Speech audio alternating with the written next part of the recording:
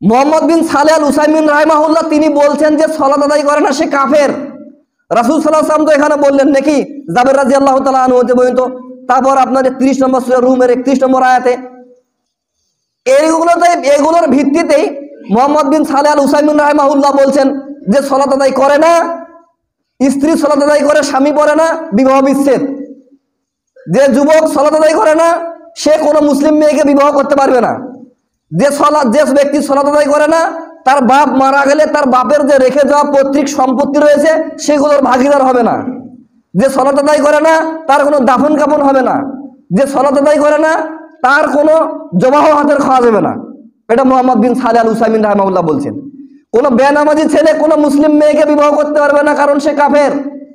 যে ব্যক্তি সালাত আদায় করে না কিন্তু তার স্ত্রী সালাত আদায় করে, বিবাহ বিচ্ছেদ, কোনো কোর্ট কাছারি মামলা মুকদ্দমা আর থানা পুলিশ লাগবে না, বিচ্ছেদ, অটো তালাক।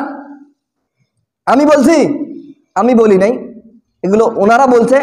এখন যে বিষয়টি আপনি বলবেন যে হঠাৎ করে বললে কি আর হয়, হ্যাঁ বিষয়টি ওই রকমই, হঠাৎ করে আমি বলছি, কিন্তু আমার মুখ দিয়ে তো প্রথম যদি শুনে থাকেন তো শুনলেন, তো ওইভাবে নেবেন না যে আমি হঠাৎ করে বললাম। আর আপনার সাথে আমার কোনো শত্রুতাও নেই, আমি বিষয়গুলো আপনাকে জানালাম আর কি।